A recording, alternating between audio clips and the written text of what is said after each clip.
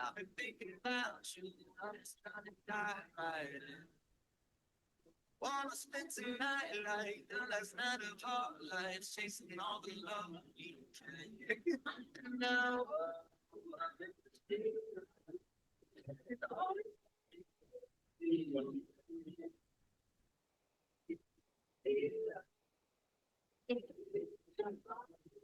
let's make some love. Yeah, I don't wanna wait. I don't wanna wait. I don't reason not to celebrate. Baby, I just don't wanna wait. Not to weekend, I don't wanna wait. I don't wanna wait. I don't wanna wait. I don't reason not to celebrate. Baby, I just don't wanna wait. I've been chasing so long, every right feels wrong. Rather be with you instead. There's something I'm seeing so in rainbow colored skies. And now you are meant to see and all you do.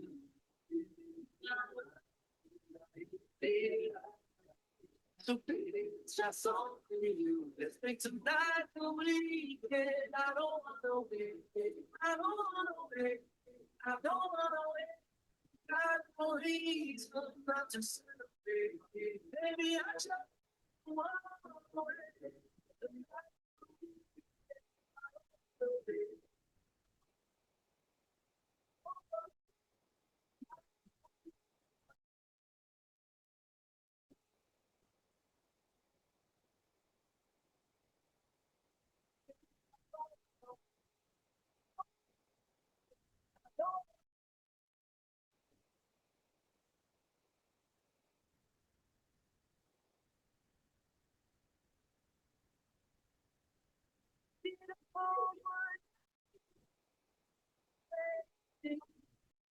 Don't have to wait. Oh, hey,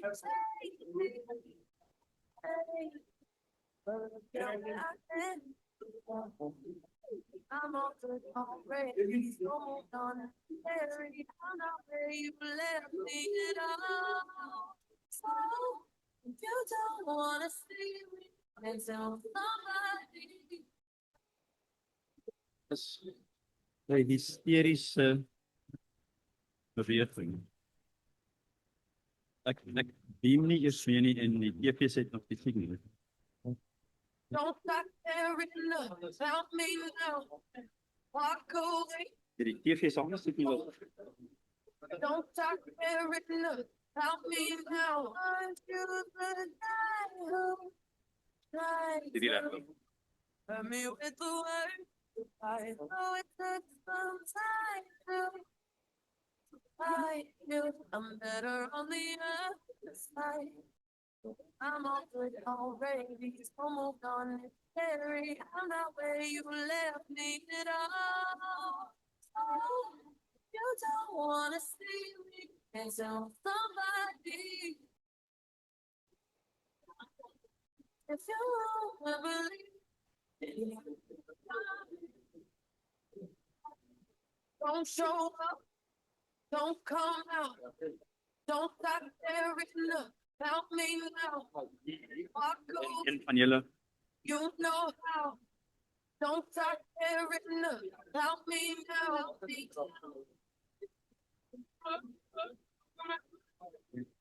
Oké, dan moet ik mijn computer groot. Ons kracht is nou af.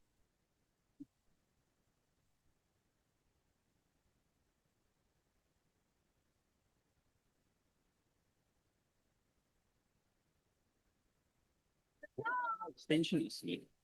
Anything could stop me. Don't show, don't come out, don't stop there and look. Help me now, walk away, you know how, don't stop there and look. Help me now,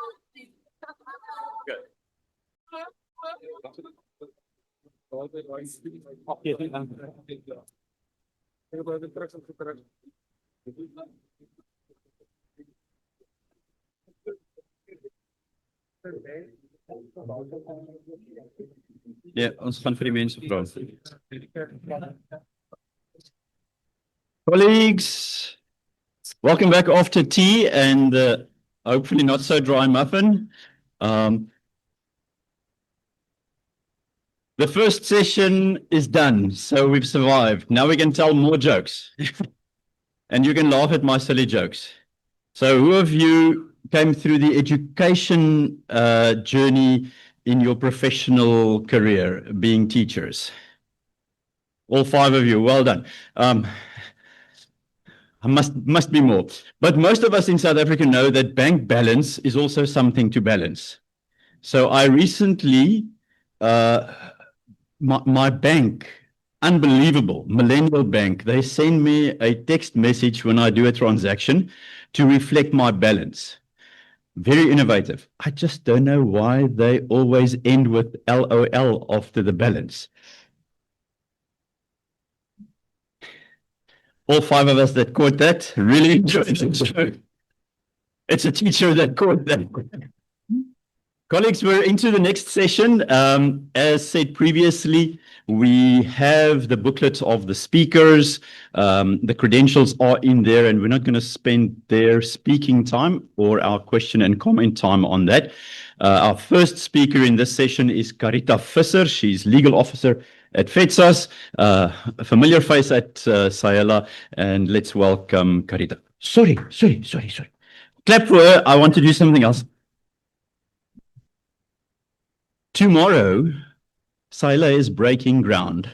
We are merchandising. If you have access to a 10-year-old, they talk of merch. Have you heard that? Do you have merch? We have SAELA AirPods. Branded. Ooh. We have a credit card machine, so you can buy one for everyone in the family and pay later at that bank balance that is laughable. We have SAELA on everyone's lips. We're talking about SAELA, limited edition lip ice. In my community, we call it vrygries, but you don't know what that means. And then a branded multi-connector charging cable. So it's got USB and USB-C on the one side, Lightning and USB-C on the other side. So you got 4 options to work with if it's USB-C. And then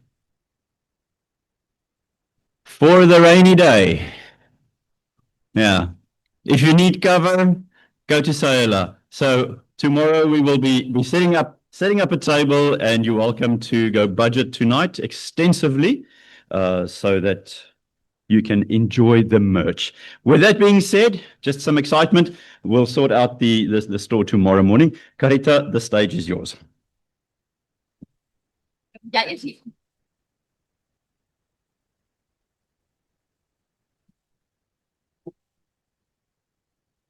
Thank you very much for that welcoming, Rian. Am I going to have to adjust this? Am I audible? Good. Thank you very much for that introduction. I'm a legal officer at FETSAS, and I think this is my 4th SAELA conference, so it's good to be back at SAELA. I changed my title a bit as I started working on my presentation, made it a little bit shorter. So I will be speaking today of the law as a promise. Oh, I should use the clicker. Now. Sorry, okay, I should use the mouse thing. Okay. Okay, apologies. Okay. So the law as a promise. Our laws and the law is not just regulatory frameworks, but to me, it is a moment in time. It is a snapshot of the promises we made to people, to our people at a specific moment. We know the crucial part of our education law lies in section 29(1)(a) of the Constitution. Everyone has a right to basic education. If you can indulge me in my word of the youth promise today, we also know this promise in the Bill of Rights is not just towards our children, it is towards our educators and our schools and our communities. And I do believe, and we all believe, our children deserve this big promise. The theme of this year's conference, evolution and the law, empowering change, embracing the future, allows me to ask today, are we fulfilling the promises we made? I first want to give some context to my use of the word promise. I draw upon the concept of a promise as explained and written about by philosopher and historian Hannah Arendt in her book, The Human Condition. So to her, promising isn't just a moral act or a contractual act, it is a political act.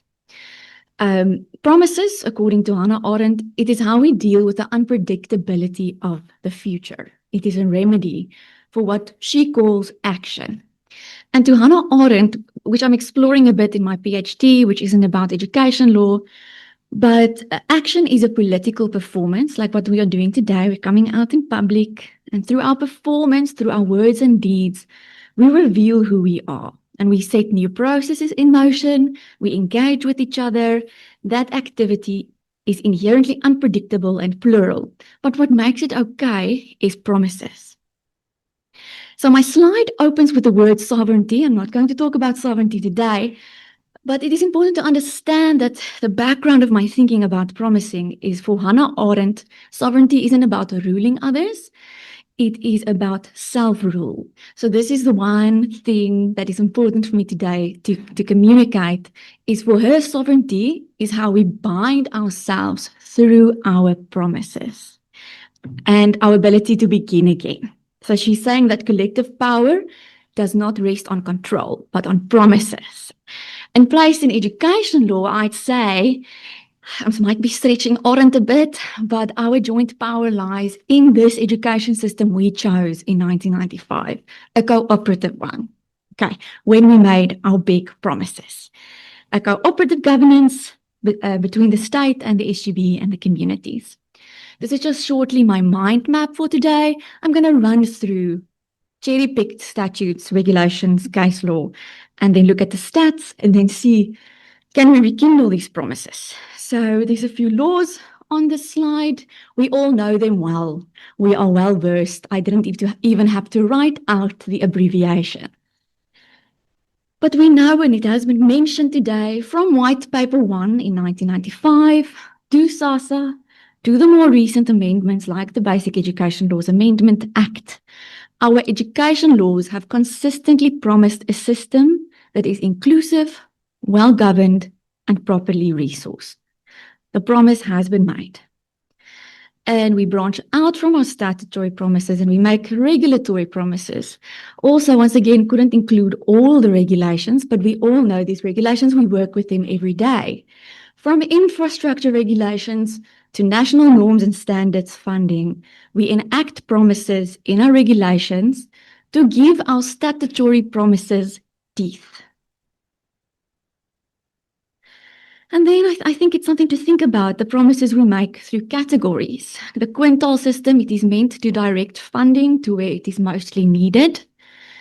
But where a reality of a school changes, perhaps a school wants to change their quintile. And in my experience, I've only been a legal officer at FETSAS for 3 years. There the category becomes very rigid and bureaucratic and difficult to change. And then fee exemptions in quintile 4 and 5 schools, the promise is to offer relief, but you have to prove hardship in a very specific manner. And it only works if the subsidies arrive on time. So here the promises begin to fray. And when that happens, we can turn to our courts, which brings me to the next part, our jurisprudential promises. Our courts also reinforce the promises we make, stressing that our schools are constitutional spaces. Here I had also an especially difficult time to choose which cases to put on my slides. We have wonderful, wonderful judgments in education law. The promises we make, their interpretation, Their depth is not vague. But I think I would like to highlight this time not Pillay, which is not very Karita of me, but Juma Mashid, which confirmed very early technically in our democracy that the right to basic education is immediately realizable. And that makes the promise we made really sink in. So did the judicial decisions deepen the promise we make? Is it perhaps another example of the limits of judicial enforcement? We know access to the courts are often only for those who are privileged or who meet the criteria of funding by an NPO. And then it is no secret, we've spoken about this today, the education system has its challenges. So it will be no surprise to any of us if any of these topics are in the news. And FETSAS often comment on it. My colleagues, Dr. Yaku and Dr. Yonai, are often interviewed. We've complained to the Human Rights Commission recently. But I'm going to ask you to bear with me while I just do some statistics, which is not usually my thing. It's more a Rian thing. But the minimum uniform norms and standards for school infrastructure, we know that was finally entered into law in 2013. And then we all remember the major disappointment in 2024 when the deadlines were just removed. That is literally the eraser of a promise. Even though the 93% milestone in eradicating pit toilets was recently made, only 27 of the 128 sanitation infrastructure grant projects have been completed. So we pledged toilets and dignity and deadlines, but then the state moved the goalposts. We are deleting dates. And here I want to, a promise delayed is a promise denied. We know the national norms and standards funding is often paid late.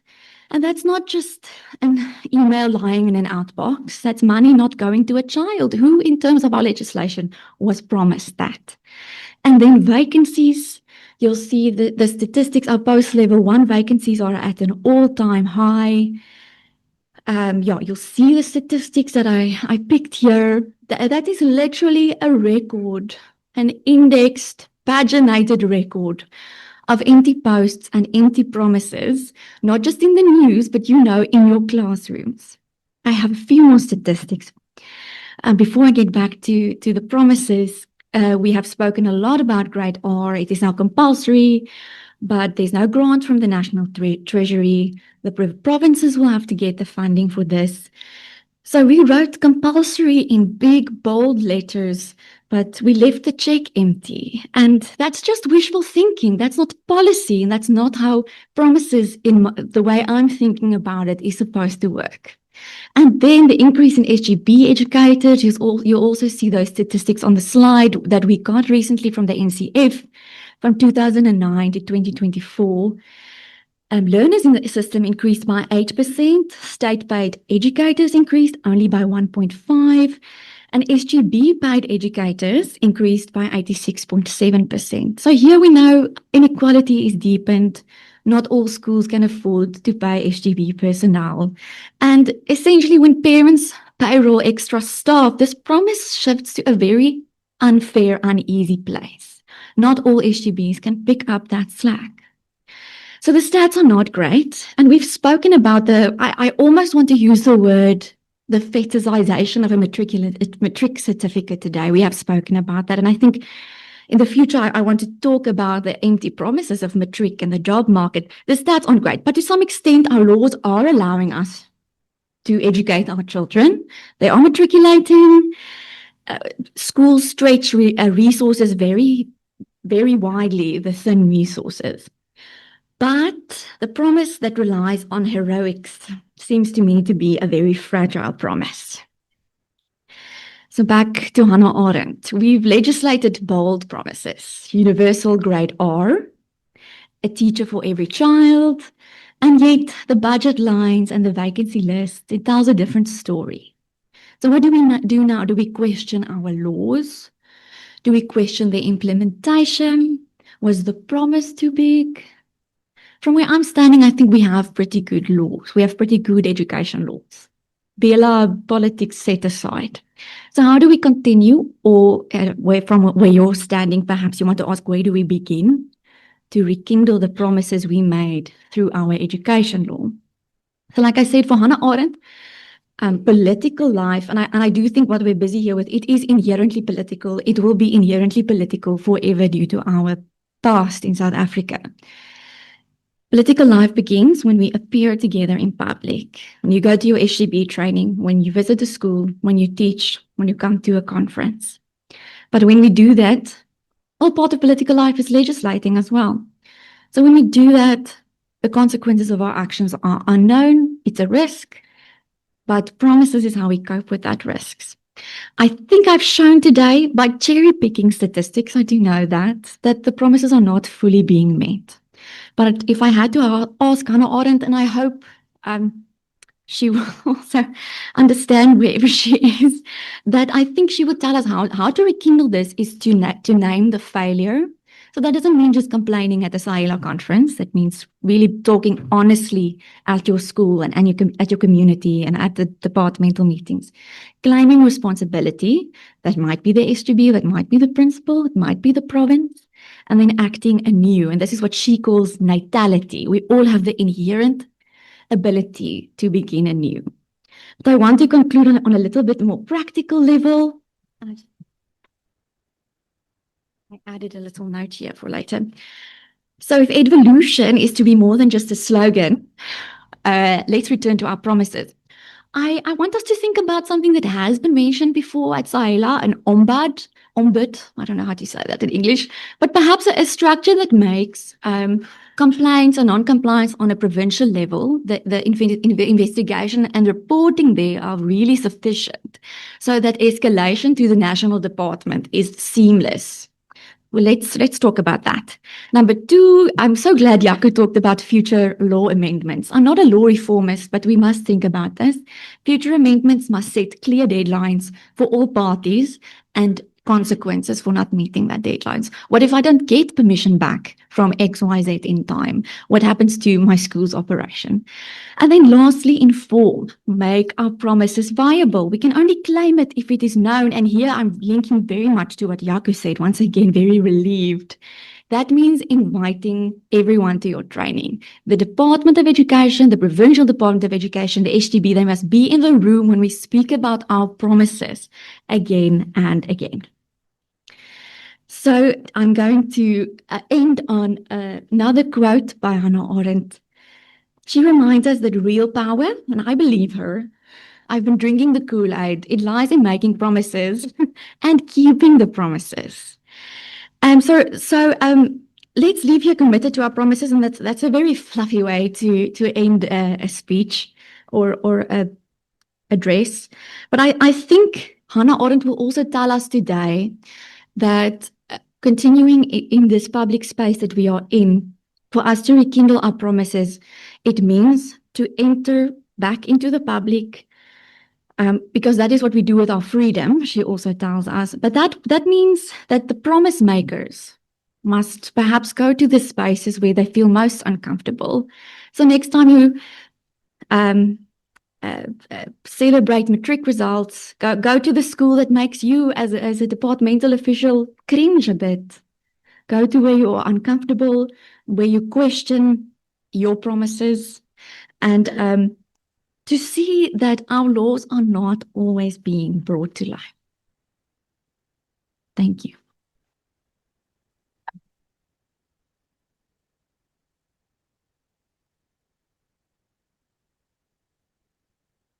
Thank you very much, Carita. True reflection on education law and how we deal with it. I'm going to hold the questions until the end of the session so that we give the other speakers an opportunity, and then we'll ask the questions. Next up, we have Dr. Johanna van der Merwe-Mocke, which needs little introduction. She's the secretary of SAELA. But you heard her surname got a little extra word, van der Merwe-Mocke. She recently got married, I think in April, March, on close to that public holiday weekend in March, and she's going to address us as part of this panel. So thank you. I'm quickly going to do your slides. If you just give me 1 second.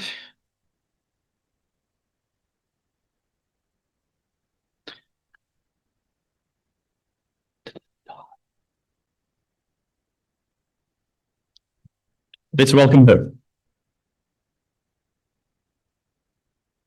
Thank you very much, Rian. And yeah, I think all of us is quite a bit on a high still after this morning session with the minister.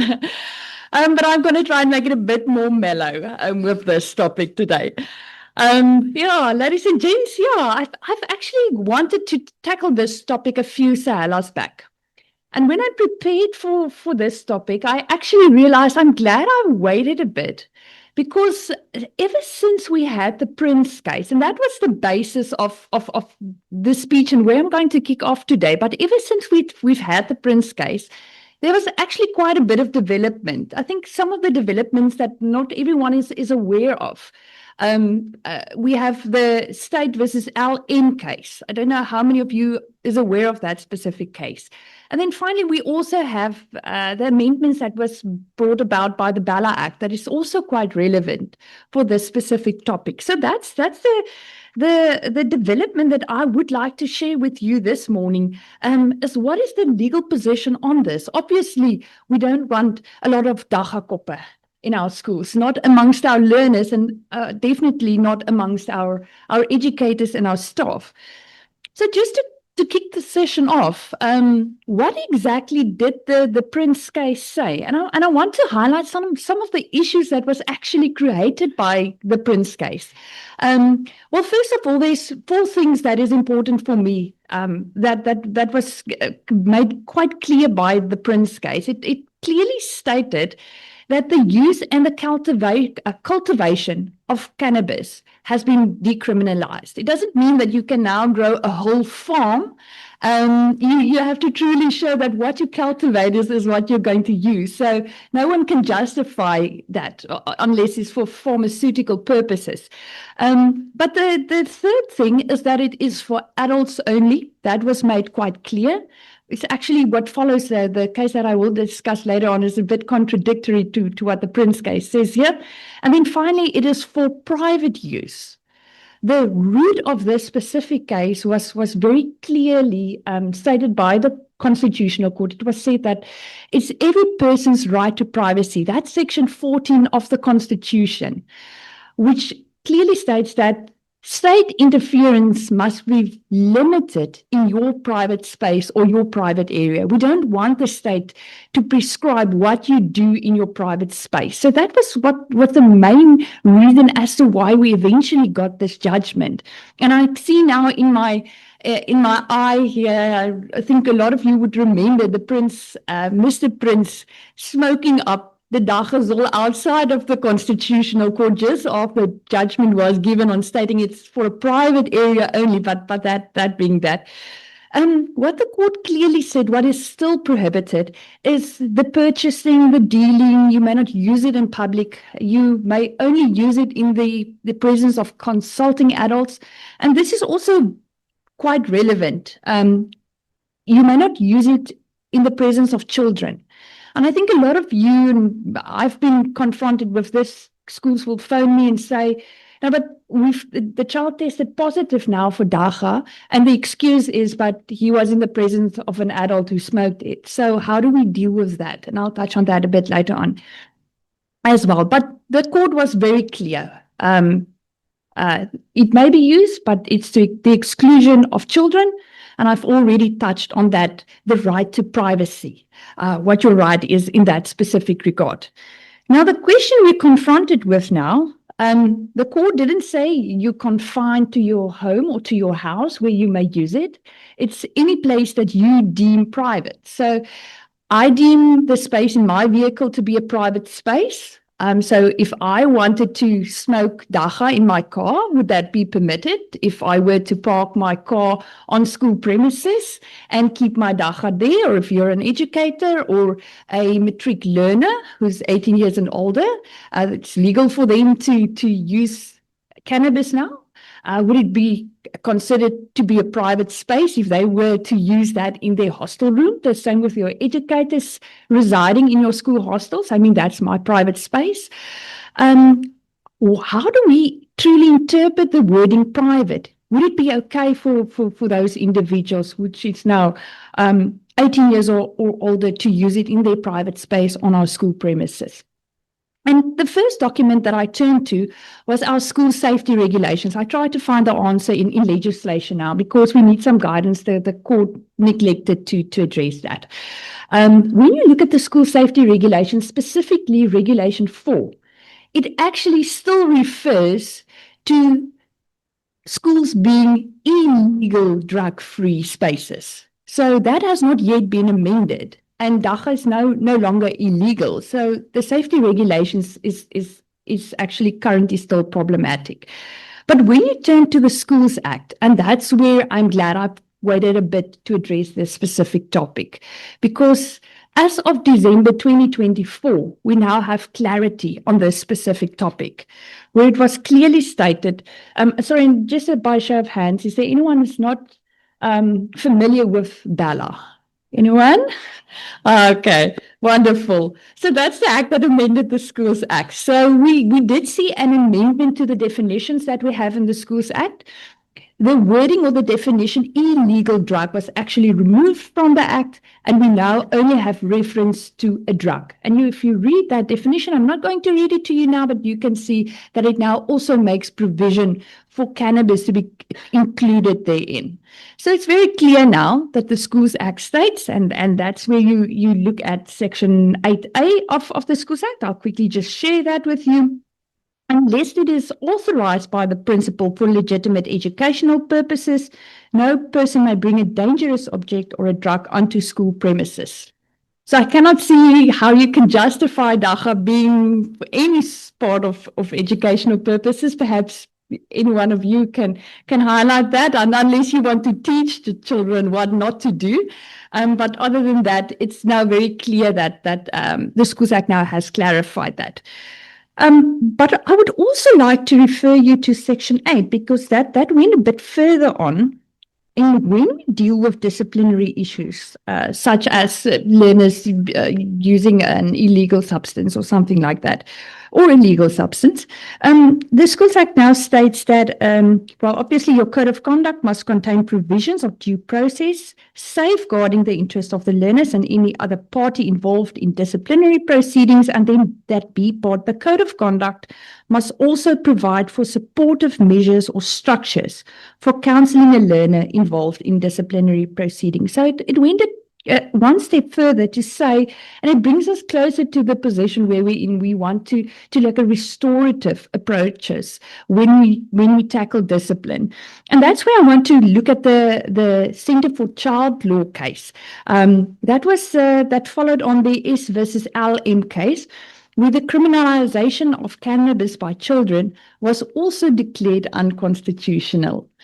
So that's actually quite interesting. When the court looked at the facts at hand, the court said, okay, we're actually discriminating against children because we're now saying it's okay for adults to use cannabis. But now we're following the criminal law and the criminal process to punish learners if they use cannabis. But then the Centre for Child Law actually brought a confirmation application. The facts that they put before the court was to say, if we were to criminalize the use of dagga amongst minors, we're not protecting them from exposure. We're also not preventing them from using it. So we're not reaching the aim or the goal that we actually want. What we're actually doing, we're affecting their dignity. It's not in their best interest. And we're actually taking away their right to social services. That was mainly what their case was about. And the court then finally recognized that to say, okay, we're not going to follow the criminal process, but this is something that should be located in our social system. And that's where the Schools Act has now been brought in line to say, when you draft your code of conduct, we have to look at expanding it to make space for restorative processes, because we can no longer follow the strict criminal process when we want to charge a learner for the use of that. And I want to conclude with the following on this specific case. It must be understood very clearly that the use of cannabis by learners is still not lawful. It has now been removed from the criminal system or a criminal approach to a social approach. And that judgment was also limited to cannabis. It doesn't refer, or it's not applicable to any other type of drug. And then finally, it also didn't deal with if a learner were to deal with cannabis, you can also still be criminally charged in that specific regard. So if we want to make it a bit practical and to just give some practical guidance in this regard as to how you deal with it, I think it's very important for schools to make it very clear to all involved, to learners, to educators, to parents, that schools is drug-free zones. Usually when you enter a school, you will see right there at the gate, there will be a clear signage stating that no drugs may be brought onto this premises and or any dangerous objects. So that's very, very important. Secondly, also it's important to update policies and your school's code of conduct. I think it's very important, well, first of all, to address that in your school's policies as well, to make it very clear what is considered to be private spaces, what is considered to be public spaces, and to make it very clear that the whole school property is considered for these circumstances to be a public space. So there's no uncertainty at all. And obviously we want to see a child-centered approach, a restorative approach to those learners who gets caught with that specific substance. Section 8A is also very, very clear. When you look at the process that must be followed, it's very clear as to who may search the child, what is the process to be followed when you search that child. And it just reflects on respecting the dignity of that child. And we know what the social realities is that we're currently facing in South Africa. So the first point of departure would always be to consider a restorative approach when we want to discipline a learner for substance abuse.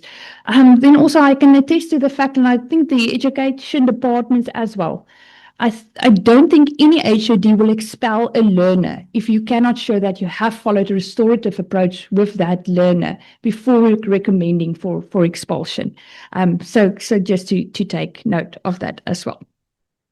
Then when we look at, sorry, I skipped one now. Oh, no, I didn't. Furthermore, when we look at learner discipline as well, I also neglected to point out, also when you look at the school safety regulations and the South African Schools Act, it has also been clearly stated, if a school were to test a child and were to find a child guilty of the use of that specific substance, you cannot also, the school cannot lay a charge with the SAPD as well. So that also reflects to the current positions we have in case law as well. Very often we get that excuse that the child would say that I have been exposed to secondhand smoke. My parents smoke it, and that's how I inhaled it. If that is indeed the case, well, first of all, investigate to ensure that has indeed been the case. If that is the case, there's also a social responsibility on the school to now act against the parents, because why are they smoking in the presence of the child? So that's important as well. So please make sure if there's any reasonable suspicion that a child has made themselves guilty, go through the proper process as been described in the Schools Act. Then when we look at the implications of this for employment purposes, this should actually be dealt in no other way than you deal with it if an educator or staff member were to show up under the influence of alcohol at your school. Even though it is legal for adults as well, please make sure that contracts and disciplinary codes make it very clear that you may not be and teach under the influence while you are at school. The Employment of Educators Act is very clear on that position, clearly listing it as a misconduct. Our regulations governing our public service appointments, that's also very clearly set out there it's just important for governing bodies to ensure that school contracts also clearly lists that.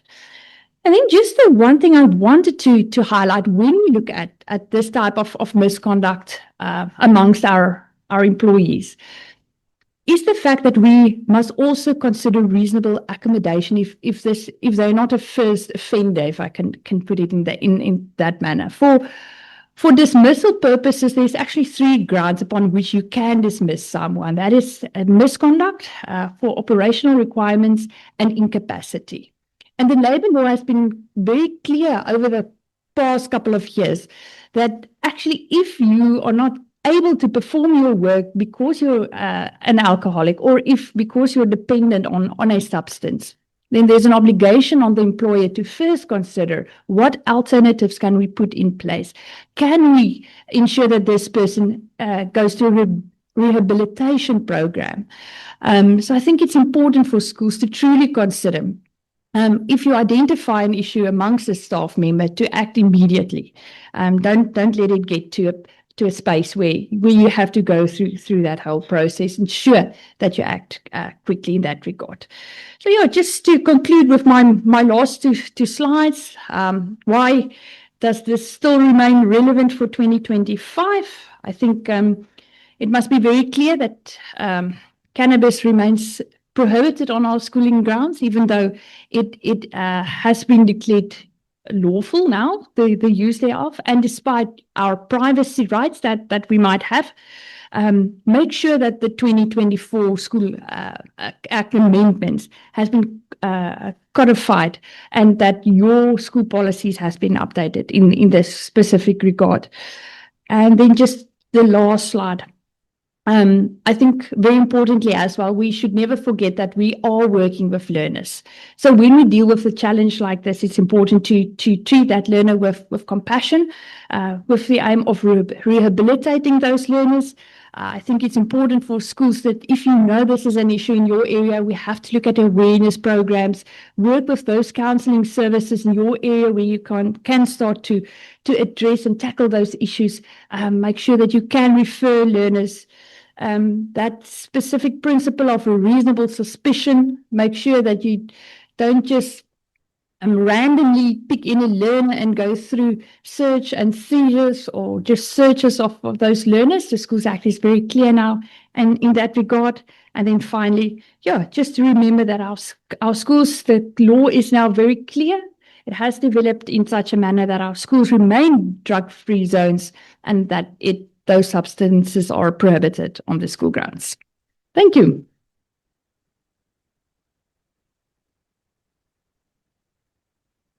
Dank je, Rian.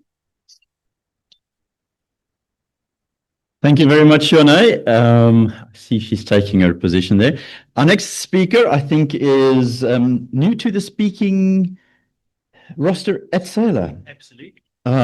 Christopher Cordeiro is founder at Learn Free and reflecting on law and policy in something that touches my field of interest in the digital age. We're just going to switch computers quickly because he's got a demonstration for us and then we'll be ready. But let's welcome Michael.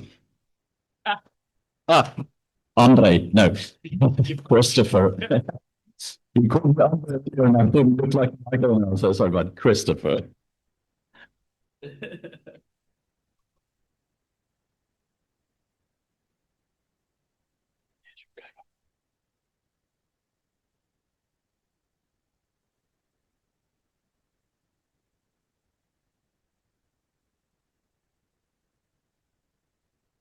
Get rid of the awkward silence, I will grab the mic for a moment and just remind you that we have our elections tomorrow evening for a new exco. So if you want to nominate anyone, please collect the nomination forms from UNA as soon as possible because the person that you want to nominate must sign and you need someone to second it. So Is the awkward silence broken? I can leave. Thank you.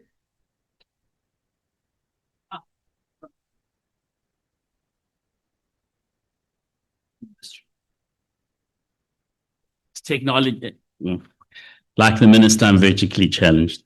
It's a technology, but it's not seamless technology. Andre Andre, brought on something very interesting because he says people always call him Andre and his name is Rian, and my name is Christopher and people always call me Michael. So there must be something behind that.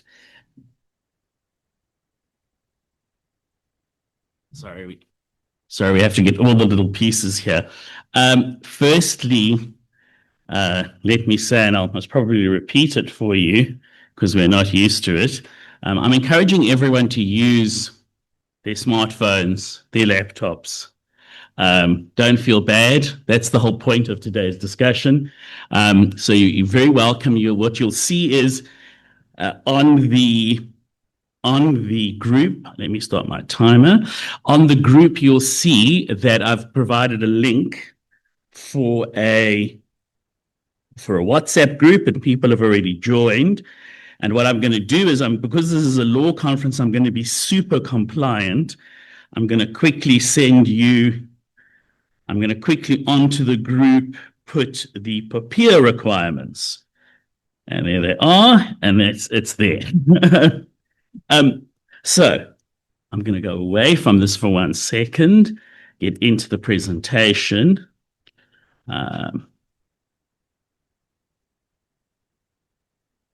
Okay, so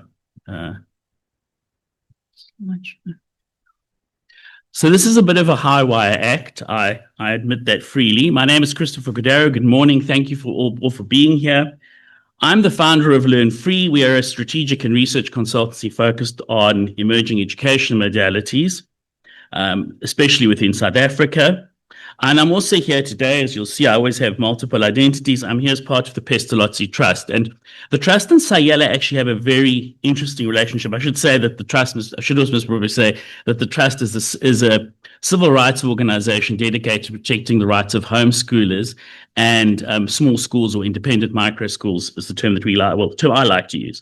But the Trust and SAELA have a long relationship because we share a founder in Professor Hans Visser.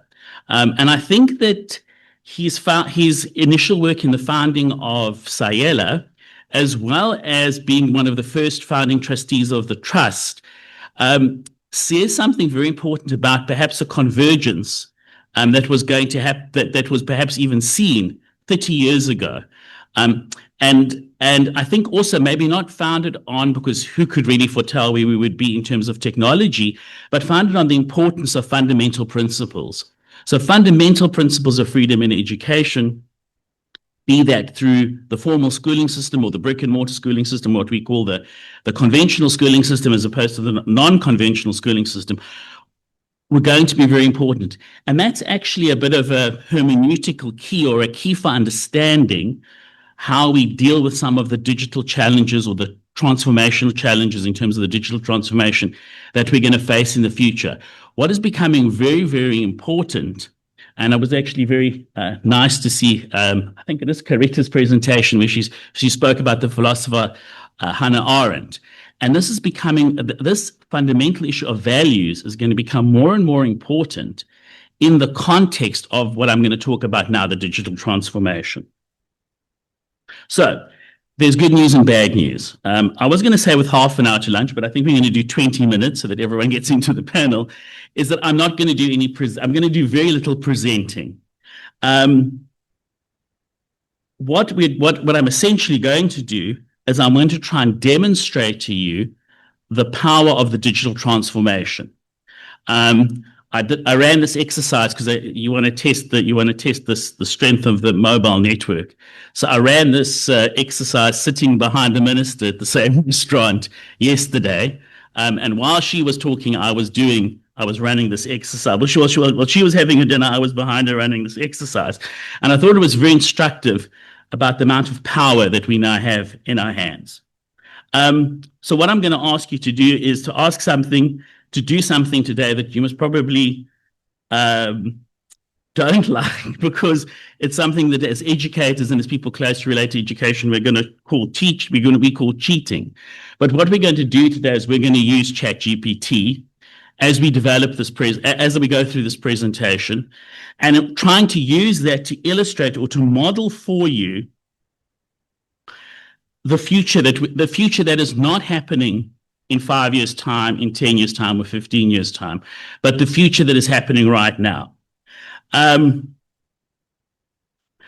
what we're going to look at, what I'm going to cover with you and model with you, is that there is no or a very limited predetermined path. So we're going to be, and that the role of the presenter or the educator, if you want, in a sense, is to guide rather than provide. And that we're going to become co-discoverers of this knowledge. Our success is going to be determined our success is going to be determined by the quality of our questions, not of our answers. There's a radical change in terms of working with AI. And this is something that learners are going are challenged with, or going to be challenged with. We're also going to have to look at curating our learning experience. We're going to look at something called rhizomic learning. I'll cover what is a rhizome and how does it apply to education.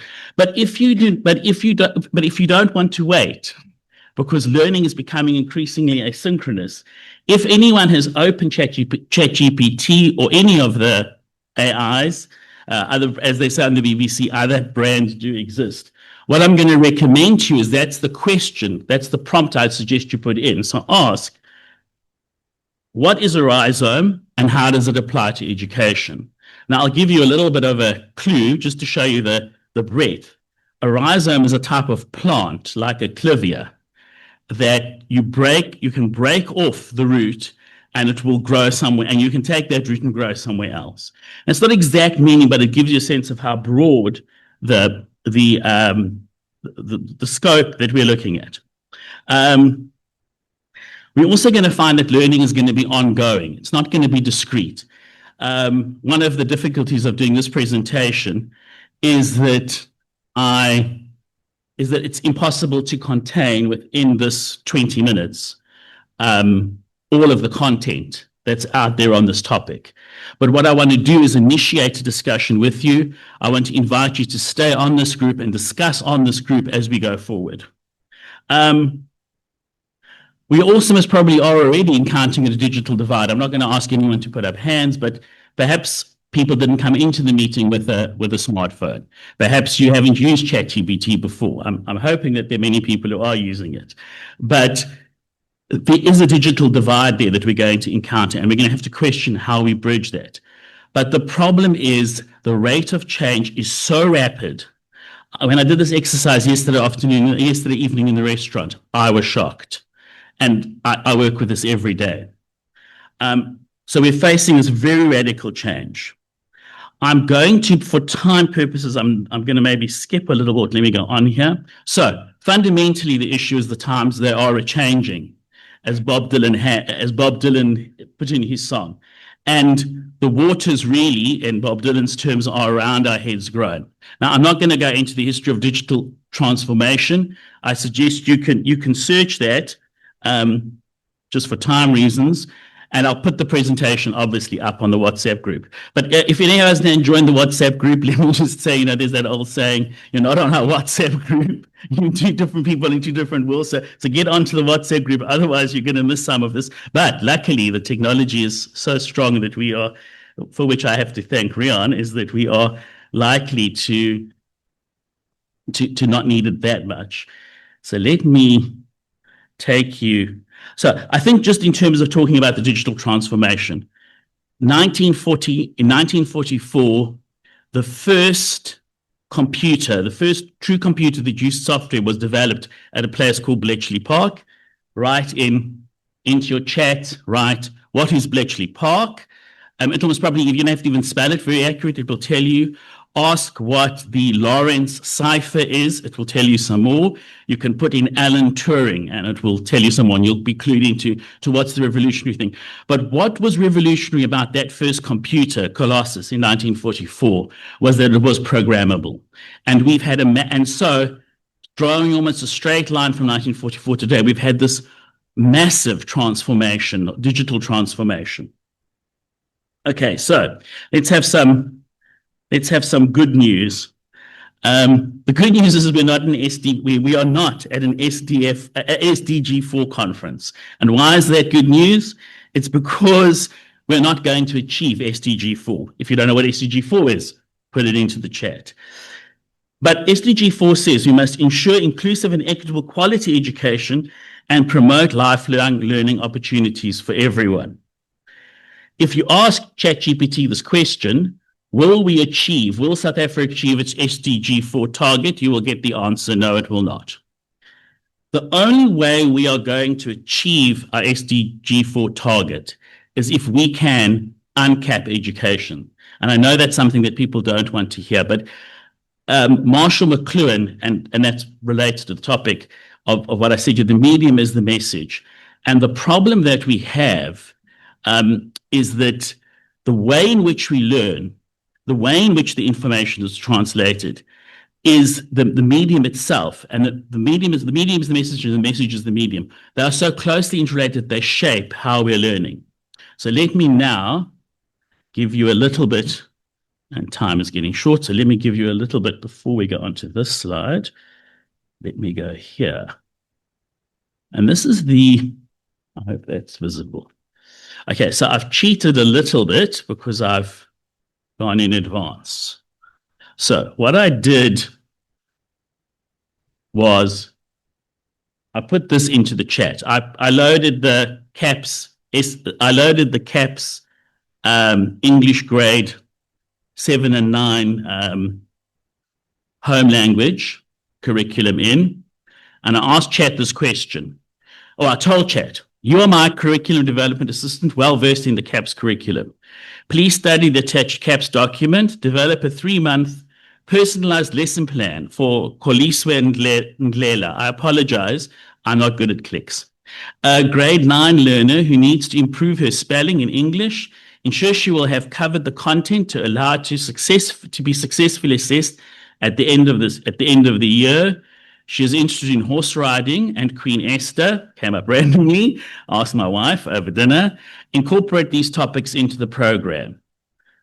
And this is what ChatGPT gave me. I'll share the prompt onto the group as soon as I have a minute. Or maybe what we'll do is during the questions, I'll share the prompt onto the group. Okay, so that's, I think you'll see, fairly impressive. Oh, and I must say, I'm not an educationalist. I don't know anything about this at all. Okay, I'm going to go back up here and grab some of my other prompts. So there we had the original about Queen Esther.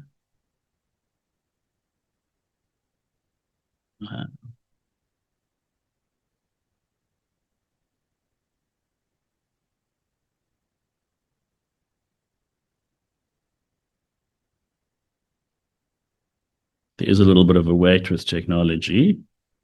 So then I said, provide 3 examples of materials she can use, relate each one to her interests. Should be. Just let me check that the internet is still working. This probably isn't, it's down. So let me connect it quickly. There we are. You can copy that and you can. There we are. I'll do it again. Check time here. Okay.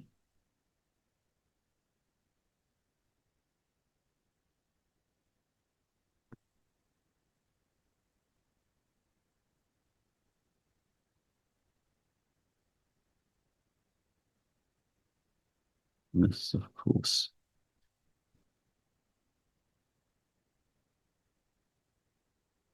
Sorry, let's see if this works. Well, I'll share the prompts. But essentially what I was able to do, let's see if internet is on, but for some reason we're not working.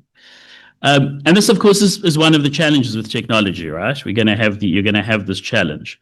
Let me stop. For some reason, it's stuck. Okay, so I'll put it onto the groups as we work.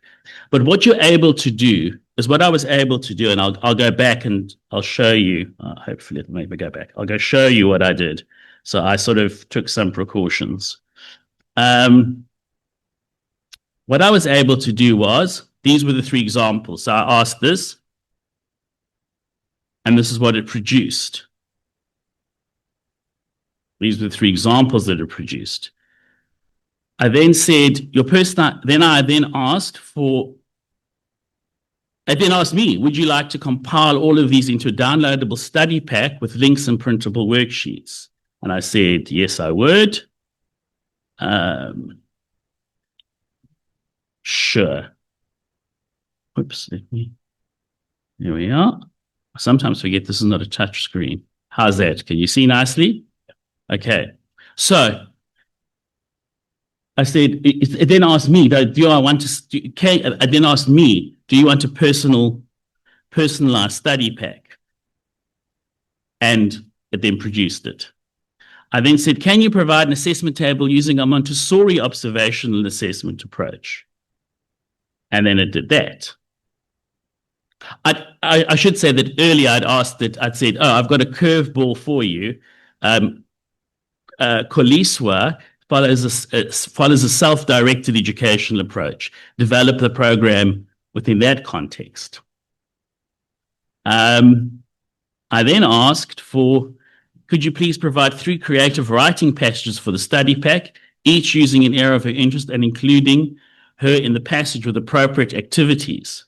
So completely personalized the study pack to the learner. And I'm not a teacher, not an educator. I then said, please develop a cycle test for Koliswa on this material and evaluate it using Bloom's taxonomy. And so, and I know about Bloom's taxonomy, even though I'm not a teacher. And so then it provided the analysis of using Bloom's taxonomy. And then I said, there was a different thing I had to recreate. One of the problems is ChatGPT goes around, but you can then see that it gave me then a summary table on Bloom's taxonomy.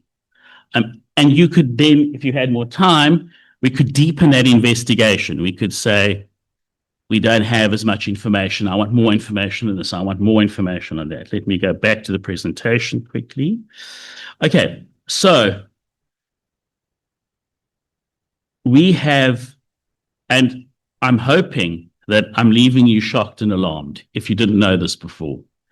But this is what AI can do. This is what AI is doing in a restaurant in the wilderness at 8:30 in the evening. What are the other challenges? The challenges are this is so powerful, but we have the QWERTY versus Dvorak problem. We don't have mics, so I'm not going to ask. But if you don't know what QWERTY is or Dvorak, please put it into your chat. But if you look at the first keys of your keyboard, you'll see they say QWERTY. This is a highly inefficient system of typing. I don't even have to now go into the whole story. Please look it up. There's a much more efficient system called Dvorak. The question we have to ask ourselves is, why do we have a QWERTY keyboard as opposed to a Dvorak keyboard? And that's a question you can, and I'm getting a bit boring here, that you can put into the chat. I'm not going to go into that in too much detail because time is short. Okay, what we need to look at, what I'm going to offer to you or suggest that you need to look at is that as educators, as policymakers, as lawmakers, you're going to need to look at the emerging education modalities, as a laboratory of a new education system. one of the reasons I'm close to this is because I'm in that space. In terms of homeschooling, you're going to have what we can learn from homeschooling is the personalization of education to each child's need, and that's I think a full meaning of SDG of inclusive education for all, because inclusive education does not, in this sense, just mean learners with special education needs. Every learner, all of us, have special education needs. The technology allows us now to tailor to a highly personalized level, as you will have seen in the Kholiswe example. Microschooling, we heard a lot about learner education ratios. I'm not sure how we solve that unless we look at a microschooling as an example. Online education is most probably the only way that we can deliver to our diverse population mother tongue education, at least to learners of a certain age. And then what's emerging from this is hybrid education.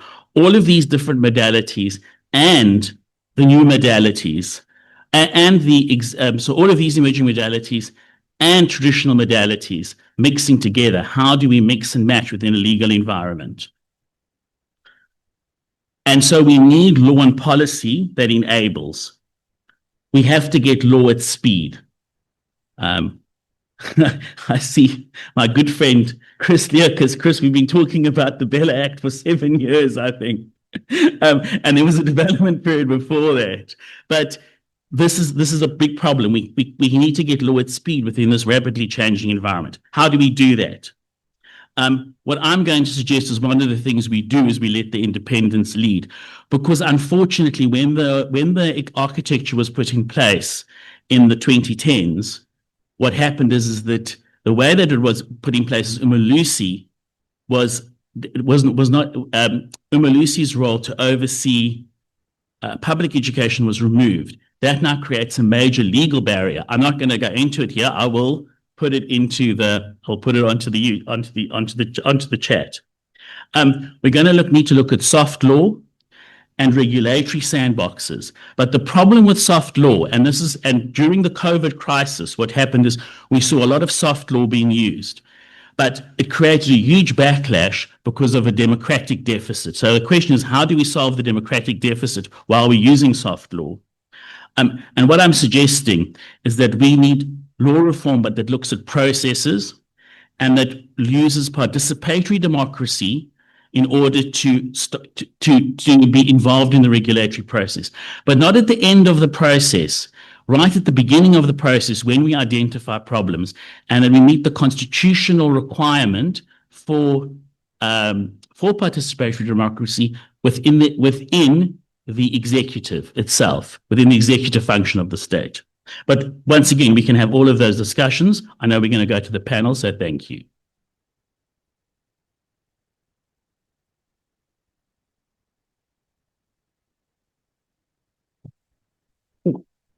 Rory?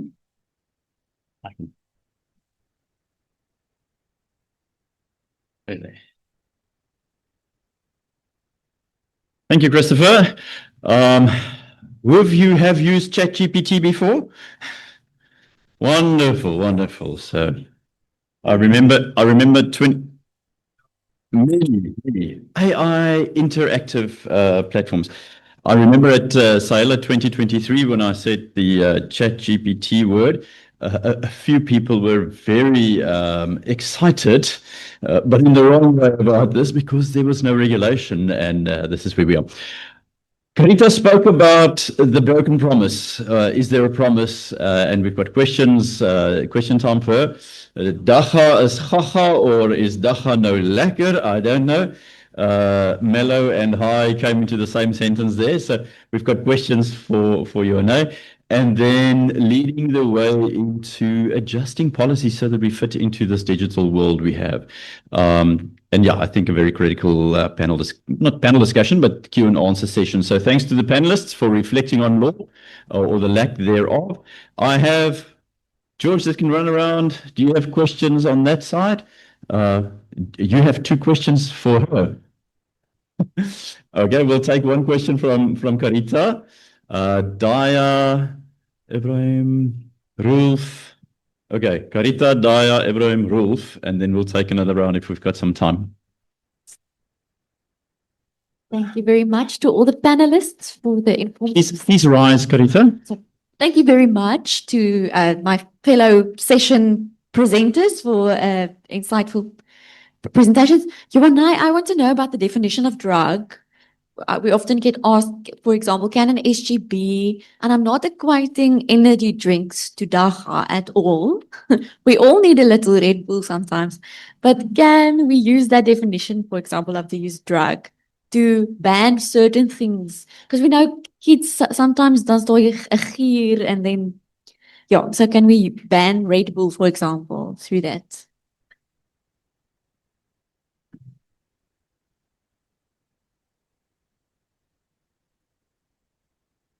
Ibrahim, after Daya then. Just raise your hand there. Number 3.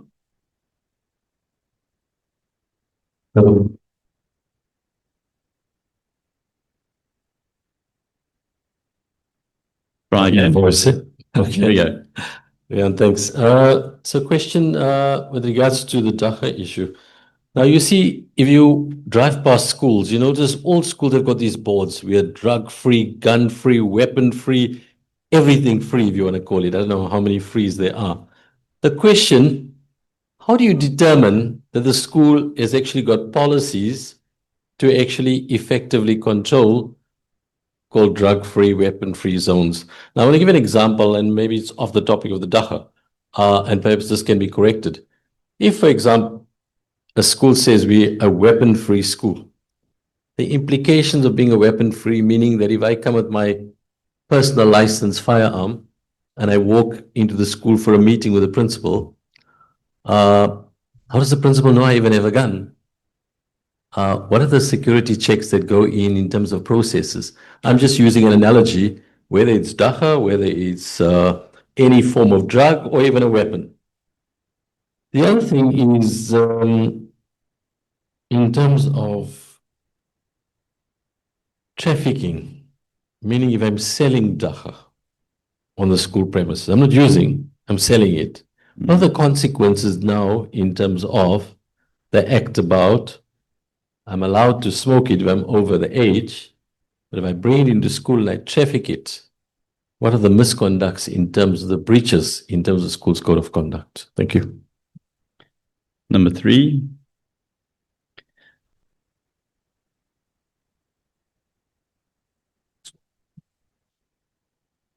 Just check the mic.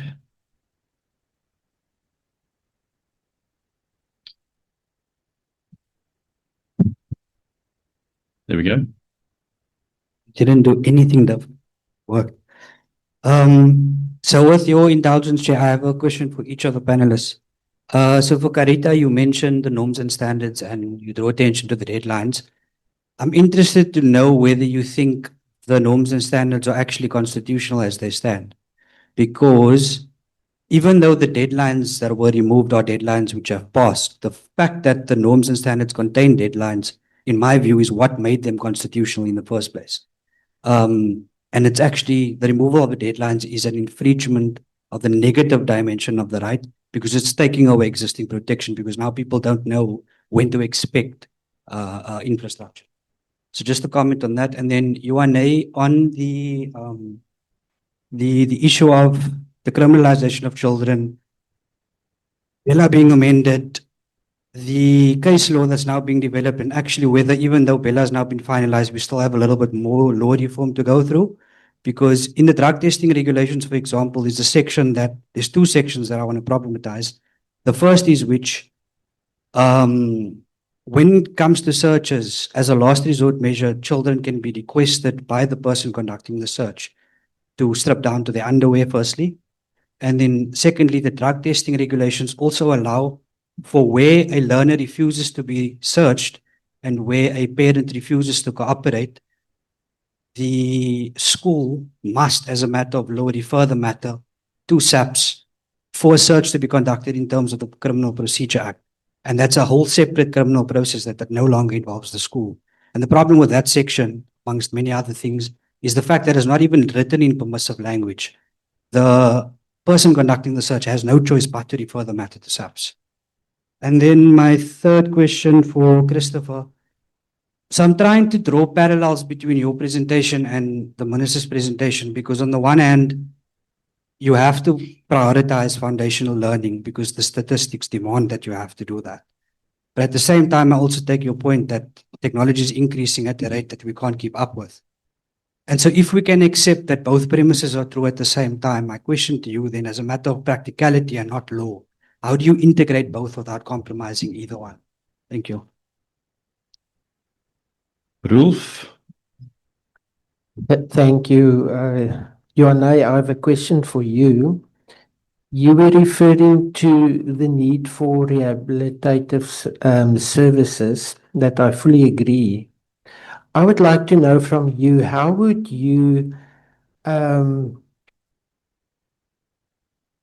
advise quintile 1, 2, and 3 schools on how to deal with that, especially when it comes to low-resourced areas where rehabilitative services might not be available? Thank you. Was there a fifth hand? Couldn't see. Okay, let's start with the panel. We'll see how the time goes. And did you have? Please. I'm gonna ask our panelists to be on stage. I think it's easier for the audience this side of the stage. Should we stand? Yeah, just stand. Hello. Yeah. Great question. Thank you. So there's two answers. One is join the group and we'll be on the WhatsApp group and we can debate that. It's a very interesting point. But I think one of the things that we're generally missing in terms of the digital transformation is that this is in general not appropriate for children under 12. The degree of abstraction that is required to use ChatGPT is not healthy for the mental development of children under 12. And what we're going to see is we're going to see a very radical, and maybe it's good based on based on some of the comments that SAES made, but we're going to see a very radical shift in power or in needs of educational power, or where educational prestige lies.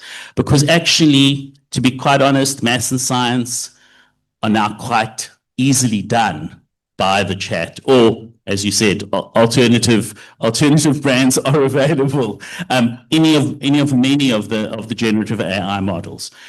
The high touch development of younger children is where we're going to need to put the focus. In terms of not using technology with younger children, I think it's extremely dangerous. But we can certainly free resources by using it for older children and apply those resources to younger children. But this is a big debate, and we're going to have to look at. And please join the group, and we can have it. Thank you. And I'm someone going to continue to your question. Thank you very much. It is a good question, whether removing the deadlines makes the regulations unconstitutional. Prof. Reineke was my administrative law lecturer, so I wish I could know more praat. But I think a better question would rather be if it is a good regulation without deadlines. I want to ask what makes something unconstitutional. I think what bothered me most at first was the procedure. It wasn't fair in terms of administrative law. I don't think public input was made, yeah. And then administrative law is a constitutional right. So in that sense, firstly, it is unconstitutional, and good regulation should have a deadline. So I think that's an important question you are asking, and it's definitely reviewable in court. But if I had to give advice as a lawyer, I would attack it rather, or challenge it on a procedural level. Part A, B, yes. So I don't know. We can talk about it a bit more later. I'd like to hear your thoughts on that. Thanks. I'm giving over to you, Anna.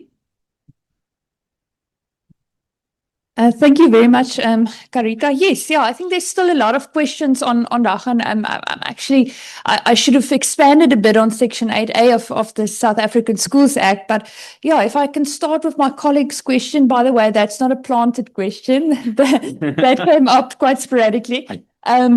But yeah, Karitana, I think when you look at things such as an energy drink, I quickly had to check the definition of a drug again. But that won't fall within that ambit. But I think if it is a challenge and an issue in schools, I think our educators would know the energy levels of children using those drinks. I think that's something that you govern through your own school policies. That's definitely what you will consider. Then, Daya, your question. Well, first of all, I think, yeah, that's some of the governance challenges that we experience. We don't know whether schools always have their policies in place. I think something like this would definitely be something that you would govern through your school's code of conduct. It's in terms of the Schools Act, it's law. Every school must have a proper code of conduct in place to govern the conduct of the learners. You must consult with your parent component when drafting the school's code of conduct. So it should be there should be no uncertainty amongst everyone what your school's position is and the processes you will follow if you were to find specific substances on a child. And the reality is that it is so that you won't always necessarily know if a child has a dangerous object on them or if they have a substance on them. Section 8A is very clear that this principal must have a reasonable suspicion. And if you don't have that suspicion, you don't have the power to just randomly search any child in your school. But I think that's the bigger issue is that we want to start to govern through values, start there, and then build up from there on outwards. If there is challenges, if there is individuals that have those issues, you'll start to work with them from a restorative approach. Yes, I think, well, obviously, the challenges, and we know very often learners do refuse to take the test, and then it is also deferred to the SAPS. The sad reality is that the child will then have to go through that process, however, no longer a criminal process. There's a social process in that specific regard. And the challenge, the question regarding the dignity of the child, I think that's once again why the process in Section 8A of the Schools Act is clear as to who may conduct those searches. When you test a learner, it must be a non-invasive test so as not to infringe upon the dignity of the child. And I think it must be very clearly communicated to all children, to parents as well, to say this is the position, and you must know if you infringe upon this the school's code of conduct that your child will be subject to the following. And obviously to do, when you search the child, to do it in the most respectful manner as you can. But the Schools Act is clear on the fact that you may search a child as long as you comply with those specific prescripts as we had. And this last question, Prof. Reineke, I was actually hoping you have the answer to that. I think ultimately that's one of our biggest systemic challenges that we currently have is the fact that we don't have a social worker in every school that can assist with that and help with those challenges. Obviously, we have our non-profit organizations functioning all over, trying to connect schools with those types of organizations if we have challenges in that specific regard, so that they can assist as well. We know what the education budget looks like. That's quite low on the budget, that specific item. So that's definitely something we need to work towards. And I think that this comes up every SAELA, where we highlight the great need for social services in our schools. So that's part of the challenge, Prof. So thanks for that. Thank you to the presenters for joining the session. Is there any other dringende saak, important comment or question? We have 3 minutes of your attention required because we're doing spin the wheel. You know what